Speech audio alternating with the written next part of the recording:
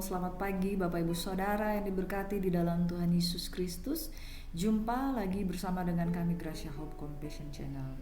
Beberapa waktu terakhir kami mohon maaf karena kami tidak menyiarkan tayangan pemberitaan firman Tuhan dari Gracia Hope Compassion Channel karena ada beberapa kendala teknis yang kami alami, terutama mengenai perangkat kami. Kami berdoa supaya pelayanan ini terus Tuhan tolong agar memberitakan Injil dengan penuh keberanian. Bapak Ibu Saudara, dan mari kita akan siapkan hati kita untuk mendengarkan sabda firman Tuhan. Tuhan yang memanggil kita setia. Tuhan memanggil kita bukan sekedar beribadah, tetapi kita menjadi jemaat Tuhan sebagai tiang penopang kebenaran yang menopang gereja Tuhan menjadi satu tubuh Kristus yang berdiri kuat, kokoh dan teguh. Bapak Ibu Saudara, mari kita mohon pertolongan Tuhan. Kita berdoa untuk memulai ibadah pada pagi hari ini. Mari kita satu di dalam doa. Bapa, terima kasih Tuhan, Engkau memberkati kami dengan tubuh yang sehat diberkati. Pada pagi hari ini kami rindu untuk memulai segala sesuatu bersama dengan Tuhan. Pertolongan-Mu sungguh ajaib. Kami buka hati kami. Kami mau belajar merenungkan firman Tuhan. Di dalam nama Yesus Tuhan kami berdoa, kami bersyukur. Haleluya, amin. Saudara yang diberkati pagi hari ini, mari kita akan merenungkan firman Tuhan bersama-sama dari 1 Timotius 3 ayat 14 sampai ayat 16. Jemaat Allah, dasar dan penopang kebenaran. Dari judulnya kita tahu bahwa jemaat ini bukan sekedar jemaat biasa. Dikatakan dasar dan penopang kebenaran. Jadi jemaat itu ibarat dikatakan penopang, dasar, pondasi. Karena firman Tuhan pernah mengatakan begini, namamu adalah Petrus, di atas batu karang ini aku akan membangun gereja Tuhan. Petrus bukanlah simbol sebagai dasar atas nama dirinya sendiri, tapi Petrus itu adalah manusia, orang yang terpanggil jemaat Tuhan, dasar dan penopang kebenaran. Di mana kebenaran dibangun, dia meletakkan manusia itu sebagai batu-batu hidup, sebagai dasar penopang dari pembangunan tubuh Kristus. Mari kita baca firman Tuhan ini bersama-sama. Semuanya itu kutuliskan kepadamu walaupun kuharap segera dapat mengunjungi engkau. Jadi jika aku terlambat, sudahlah engkau tahu bagaimana orang harus hidup sebagai keluarga Allah, yakni jemaat dari Allah yang hidup, tiang penopang dan dasar kebenaran. Dan sesungguhnya agunglah rahasia ibadah kita. Dia yang telah menyatakan dirinya dalam rupa manusia dibenarkan dalam roh yang menampakkan dirinya kepada malaikat-malaikat, diberitakan di antara bangsa-bangsa yang tidak mengenal Allah, yang dipercayai di dalam dunia, diangkat dalam kemuliaan. Mari saudara kita renungkan satu persatu firman Tuhan pada pagi hari ini. Yang pertama, jemaat adalah keluarga Allah. Paulus berkata, bagaimana orang harus hidup sebagai keluarga Allah ya? Dikatakan tadi, jika aku terlambat, sudahlah engkau tahu bagaimana orang harus hidup sebagai keluarga Allah. Bapak Ibu Saudara, kita dipanggil untuk menjadi keluarganya Tuhan. Mengapa? Karena semua orang yang percaya disebut sebagai anak-anak Allah. Dan barang siapa disebut sebagai anak-anak Allah, anak Allah, anak Allah, anak Allah, anak-anak ini bapaknya adalah satu, yaitu Allah. Makanya kita adalah keluarga, karena kita bertumbuh dari satu roh, yaitu roh Allah yang hidup. Bagaimana orang harus hidup sebagai keluarga Allah? Bagaimana adalah suatu kata tanya. Bagaimana orang harus hidup sebagai keluarga Allah? Artinya di mana ada pertanyaan harus ada jawaban. Bagaimana sih kita harus hidup sebagai keluarga Allah? Jadi ketika kita dari gelap kepada terang Tuhan yang ajaib, dicangkokkan kepada Kristus, dari yang bukan anak menjadi anak, dari yang bukan umat Allah menjadi umat Allah, dari bangsa yang kafir bukan dari bangsa Yahudi menjadi bangsa milik kepunyaan Allah sendiri. So, kita punya hidup yang lama, kita punya background yang lama. Ketika kita menjadi pribadi yang baru di dalam keluarga yang baru, bagaimana sih kita harus hidup? Belajar saudara. Jangan menjadi orang yang tidak peduli dan cuek. Kita harus belajar bagaimana sih saya harus di dalam eksistensi saya untuk hidup di dalam kehidupan dan keluarga yang baru. Saudara, ibarat saudara punya kebiasaan lama dari kebiasaan yang tidak benar, tidak teratur, mau masuk ke dalam kehidupan yang teratur dan kudus di hadapan Tuhan. Gereja bukan sekedar organisasi atau tempat ibadah. Gereja adalah keluarga Allah. Artinya kita memiliki satu Bapa, yaitu Allah. Kita adalah saudara di dalam Kristus. Kita hidup saling mengasihi, saling membangun. Karena itu sikap kita di dalam gereja harus mencerminkan kasih, kerendahan hati, dan kesatuan, saudara. Bapa kita adalah Yahweh, Allah, di dalam nama Tuhan Yesus Kristus. Kita yang tidak mengenal menjadi mengenal, kita yang bukan milik menjadi milik, kita yang bukan anak menjadi anak. Yang bukan anak tentunya tidak mengerti dulu ya bagaimana dia harus hidup bersama dengan Bapanya yang di surga. Tapi sekarang kita memiliki Bapa yang di surga. Nah, ketidakpengenalan itu kita ubah menjadi satu pengenalan. Dan kemudian kita menjadi saudara dengan saudara yang lain, bukan cuma kita sendiri. Itu sebabnya kita masuk dalam satu kawanan yang punya beda latar belakang, beda suku, beda budaya, tapi sama-sama disebut anak, sama-sama disebut sebagai satu keluarga. Disinilah tantangan gereja Tuhan. Bagaimana saudara membangun relasi kepada orang yang mungkin saudara tidak kenal sebelumnya? Bagaimana saudara menyambut orang-orang yang dulu saudara tidak welcome menjadi orang yang welcome? Karena itu sikap kita dalam gereja harus mencerminkan kasih. Kenapa kasih? Karena kasih itu dalam Kolose 3 ayat 14 pengikat, pemersatu ya, dari yang bukan saudara menjadi saudara, kerendahan hati dan kesatuan. Yang kedua, kenapa jemaat itu disebut tiang penopang dan dasar kebenaran? Nah, pada zaman itu, bahkan bukan cuma zaman itu, saudara, zaman sekarang tiang itu adalah sesuatu penopang untuk mempertahankan bangunan. Jadi saudara, pertanyaannya, pentingkah sebuah tiang? Sangat penting. Bapak ibu saudara tidak bisa membangun bangunan 2 lantai kalau tidak ada tiang. Jangankan bangunan 2 lantai, 1 lantai pun tidak bisa. Karena di dalam satu rumah itu bukan cuma dinding, tapi ada tiang ya. 2 kiri depan, 2 belakang, menjadi 4 tiang. Lalu kemudian dibangun dan di atasnya berdiri atap. Saudara mungkin, kalau 1 lantai boleh tidak ada tiang. Oke, saudara coba bikin 2 lantai.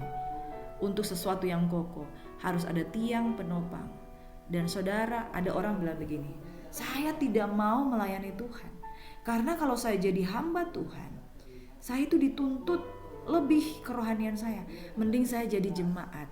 Kenapa saudara bilang begitu? Oh, kalau jadi jemaat kan tidak dituntut apa-apa. Oh, kalau jadi jemaat kan saudara, kita biar jatuh bangun tidak mengapa. Hei saudara, perhatikan ayat firman Tuhan ini. Jemaat itu tiang penopang, dasar kebenaran. Loh, bukankah dasar kebenaran adalah firman Tuhan? Benar saudara, dasar kebenaran adalah firman Tuhan.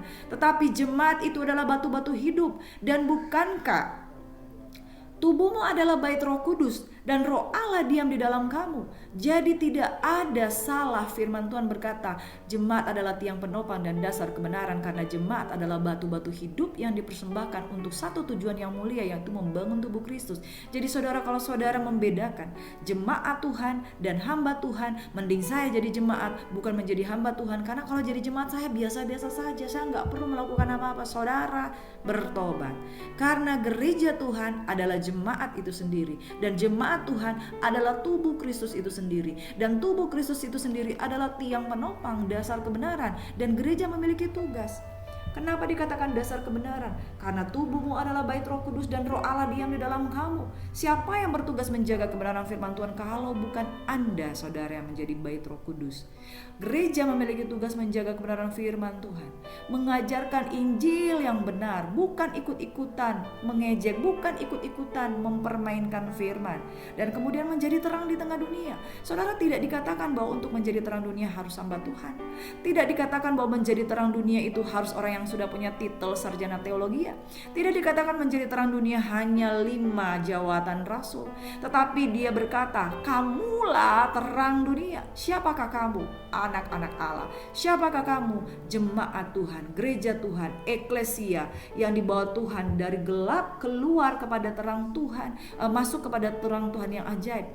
Dunia boleh berubah, nilai moral boleh bergeser karena hari-hari ini adalah hari yang jahat. Tetapi kalau dirimu adalah anak Tuhan, gereja Tuhan, gereja harus tetap berdiri pada kebenaran firman Tuhan. Nah ini saudara, mengapa dikatakan jemaat Tuhan adalah tiang penopang? Di saat segala sesuatu dipengaruhi dan mempengaruhi hal-hal yang buruk sesuai pergaulan dunia, gereja Tuhan harus tetap tegak teguh berdiri, saudara. Jangan menjadi seperti rupa angin yang ditiup oleh angin kian kemari, gampang tergoyahkan. Jemaat Tuhan, kenapa dikatakan tiang? Harus teguh, harus kokoh, harus kuat. Karena apa? Dasar kebenaran tidak dapat digeser. Dasar kebenaran tidak dapat dipindahkan. Dia tertancap, berakar kuat di dalam firman Tuhan. Saudara, kalau hari-hari ini saudara sedang mengalami goyah, pertanyakan diri saudara di hadapan Tuhan. Perkarakan hidup saudara di hadapan Tuhan. Apakah saya adalah jemaat Tuhan yang benar dan sungguh-sungguh mengikuti Kristus, atau jemaat yang abal-abal, gampang terpengaruh, gampang digeser, gampang diombang-ambingkan, rupa-rupa angin pengajaran terpengaruh, mudah kecewa, mudah sombong, mudah down. Saudara, perhatikan saudara, diberkatilah setiap orang yang mengandalkan Tuhan. Yang ketiga, pusat iman kita adalah Yesus Kristus. Ayat 16 menjelaskan rahasia ibadah. Bapak ibu saudara, kalau saudara pertanyakan untuk apa saya ibadah, untuk apa hari Minggu ke gereja, rahasia ibadah itu besar. Ibadah mengandung janji, baik untuk hidup yang sekarang ini maupun untuk hidup yang kekal. Ibadah mengandung kuasa, latihan badani terbatas gunanya, tetapi ibadah mengandung janji. Barang siapa beribadah, saudara sedang menabur untuk kehidupan kekal. Tentang hal ini, tentang hal Yesus Kristus, ia menjadi manusia, dibenarkan oleh Roh, diberitakan kepada bangsa-bangsa, ia dipercaya di dunia, diangkat dalam kemuliaan. Saudara, siapa yang dapat menyangkal kebesaran kemuliaan Tuhan? Bahkan firman Tuhan katakan, jangankan kamu percaya, iblis juga percaya, dan dia gemetar. Kalau saudara cuma sekedar percaya, iblis percaya dan gemetar, karena dia lebih mengenal siapa Kristus. Mengapa dia lebih mengenal siapa Kristus kemudian dia jatuh di dalam dosa? Pada dasarnya ia telah dibuang. Ia telah dibuang dan dia mengetahui kemuliaan dan kedahsyatan Kristus. Tetapi kenapa ada orang masih menyembah iblis? Mengapa? Karena tipu daya, masuk di dalam jeratan, masuk di dalam penipuan, memikirkan dan mengira iblis itu jauh lebih hebat. Padahal dia penuh dengan kamuflase. Dia datang dengan kepala kambing, kemudian sekilas waktunya dia datang seperti seorang pangeran yang baik. Dia bisa merubah wujud apa saja, karena pada dasarnya dia penipu. Tuhan tidak pernah menipu. Dia adalah figur pribadi yang tetap sama dia tunjukkan. Tapi iblis datang menyerupai malaikat terang, menyerupai kambing, menyerupai pangeran yang gagah, saudara. Karena apa? Kekuatannya ada kamuflase. Kekuatannya adalah tipu daya. Dan orang-orang yang terhisap, terperosok ke dalam penipuannya, itu akan menjadi pengikut dia.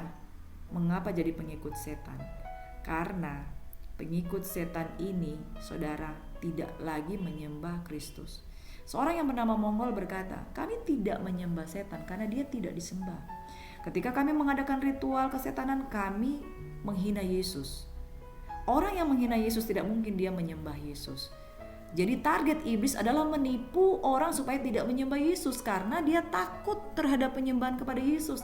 Di mana Yesus disembah, dimuliakan di dalam ibadah, di dalam satu pujian penyembahan, dia itu akan kelepek-kelepek mengalami kehancuran. Itu kesaksian dari seorang yang bernama Mongol, bagaimana dia pernah menjadi terjerat dalam sekte pengikut setan, dan mereka sangat takut di dalam pujian penyembahan. Lalu saudara yang menjadi jemaat Tuhan, memungkiri kuasa ibadah, bertobatlah saudara. Pengikut setan saja dan antek-anteknya mengatakan bahwa kekristenan adalah ibadah yang menakutkan kalau mereka menaikkan pujian penyembahan kepada Tuhan. Itu sebabnya mereka melakukan hal yang bertentangan, yaitu menghina Yesus. Karena di mana ada penghinaan terhadap Yesus, di situ tidak ada pujian penyembahan. Di mana tidak ada pujian penyembahan, tidak ada kuasa. Tetapi beda pada satu ibadah di mana nama Yesus ditinggikan, dimuliakan, disembah, Bapak Ibu Saudara. Yesus Kristus powerful dan mereka tidak akan tahan berdiri. Bahkan mereka bisa mengalami yang namanya muntah darah bagi pengikut setan. Nah, inilah inti dari iman Kristus. Yesus datang, mati, bangkit dan dimuliakan. Tetapi iblis menipu daya dengan mengkategorikan bahwa Yesus itu sudah mati berdarah dan di atas kayu salib dia tidak berdaya. Dia hanya berhenti sampai di situ untuk menipu pengikut-pengikutnya. Tetapi orang yang mengenal Tuhan tetap kuat dan bertahan, bertindak. Yesus tidak berakhir dengan kematian. Yesus mengalami yang namanya kebangkitan dari alam maut. Dia bangkit dan kemudian mengalahkan musuh-musuhnya, dan kemudian saudara, dia dimuliakan. Di posisinya sekarang ini, di detik ini, di hari ini, iblis tidak pernah mampu mengalahkan dia. Gereja bukan tentang manusia, gereja bukan tentang program, gereja berpusat kepada Kristus dan kemuliaan Tuhan. Bapak Ibu Saudaraku yang diberkati oleh Tuhan Yesus Kristus, pada akhirnya melalui firman ini kita diingatkan, kita adalah keluarga Allah. Kita dipanggil menjadi penopang kebenaran. Kita hidup dengan Yesus sebagai pusat iman kita. Dan kita berdoa agar kiranya gereja Tuhan tetap berdiri teguh sebagai tiang penopang kebenaran di tengah dunia. Saudara, jangan mau ditipu oleh iblis yang mengatakan bahwa gereja itu lemah. Gereja itu solid, gereja itu kuat, gereja itu teguh, dan gereja harus menyadari identitasnya. Hanya dengan saudara menyadari identitas saudara, bahwa saudara ada di dalam darah Kristus, bukan sekedar darah Kristus Yesus yang mati, tapi Yesus ini sudah bangkit dan hidup, dan iblis pun gemetar akan dia. Itu sebabnya saudara, pujian penyembahan yang memuliakan Tuhan kiranya menjadi kekuatan kita. Ingat, jemaat adalah keluarga Allah. Jemaat adalah penopang kebenaran. Yesus sebagai pusat iman kita. Saudara, jangan pernah ragu akan kuasa ibadah kita. Tuhan memberkati. Tuhan kiranya memberkati dan melindungi engkau. Tuhan menyinari engkau dengan wajah yang memberikan engkau kasih karunia. Hari ini ketika engkau mendengarkan firman Tuhan, jangan keraskan hatimu. Gereja perkasa di bumi dan kekal di surga. Oleh karena Sion, engkau tidak dapat berdiam diri. Tuhan kiranya memberkati jemaat Tuhan yang kiranya sadar sesadar-sadarnya identitas kita ada di dalam Kristus, kuat perkasa di bumi dan di surga. Bapa di surga, dalam nama Yesus kami berdoa untuk jemaat Tuhan yang dialihkan perhatiannya dari pujian penyembahan kepada Tuhan, dari ibadah. Kami berdoa rebut jiwa mereka dalam nama Yesus. Ibadah mengandung kuasa, ibadah mengandung janji, baik untuk hidup pada saat ini dan hidup pada kehidupan kekal. Terpujilah Tuhan. Jemaat Tuhan adalah tiang penopang dasar kebenaran yang kuat teguh, yang di dalamnya teguh berdiri iman, pengharapan, dan kasih. Dan kiranya gereja terbangun untuk menjadi satu kesatuan pembangunan tubuh Kristus yang mulia, yang dilayakkan untuk menyambut kedatangan Tuhan pada kali yang kedua. Yesus mulia, Yesus agung, Yesus ajaib, dan kami bangga memiliki Tuhan seperti Engkau. Tuhan kiranya memberkati, menyembuhkan yang sakit, memulihkan yang terluka, melepaskan yang terikat, memulihkan yang terbelenggu, dan diberkatilah mereka yang percaya kepada nama Tuhan. Tuhan kiranya memberkati dan melindungi engkau. Tuhan menyinari engkau dengan wajahnya, memberikan engkau kasih karunia. Tuhan menghadapkan wajahnya kepadamu, memberikan engkau damai sejahtera. Keluar masukmu diberkati oleh Tuhan. Demi nama Yesus Tuhan, kita yang terima berkat ini mengucap syukur, sama-sama katakan haleluya, amin. Shalom Bapak Ibu Saudara, Tuhan memberkati and God bless you. Shalom.